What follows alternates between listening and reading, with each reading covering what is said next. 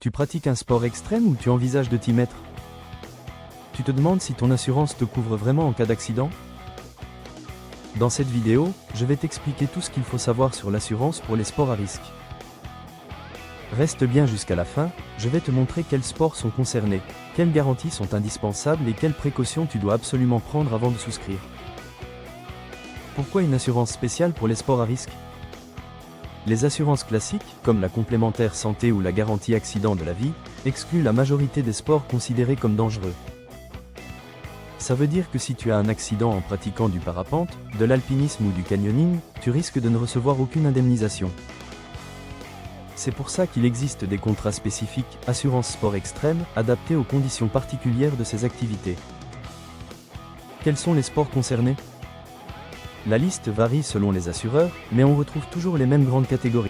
Les sports en eau vive comme le rafting ou l'hydrospeed, les sports de montagne comme l'alpinisme, l'escalade ou le ski hors piste, les sports motorisés en compétition, que ce soit auto ou moto, les sports aériens comme le parachutisme, l'ulm ou le deltaplane, les sports de combat à haut risque, ou encore certaines pratiques nautiques comme la plongée en profondeur. Même un sport classique peut devenir à risque s'il est pratiqué dans des conditions dangereuses, par exemple le ski hors piste. Comment bien se couvrir? Avant tout, il faut vérifier ton contrat actuel pour identifier les exclusions. La plupart du temps, les GAV et les contrats de prévoyance ne couvrent pas les sports extrêmes.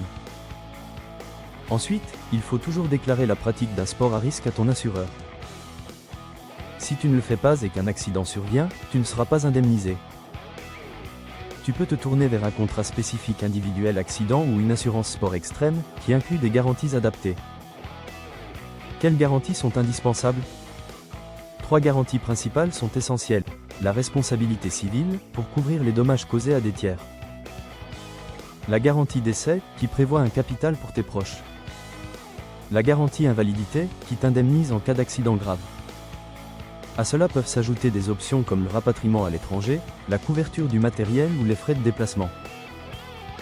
Plus tu ajoutes de garanties, plus la prime sera élevée. Les points de vigilance avant de signer, regarde attentivement les clauses d'exclusion et les plafonds d'indemnisation. Tous les contrats n'offrent pas le même niveau de protection. C'est un point crucial si tu pratiques un sport extrême régulièrement ou en compétition. En résumé, les sports extrêmes ne sont pas couverts par les assurances classiques.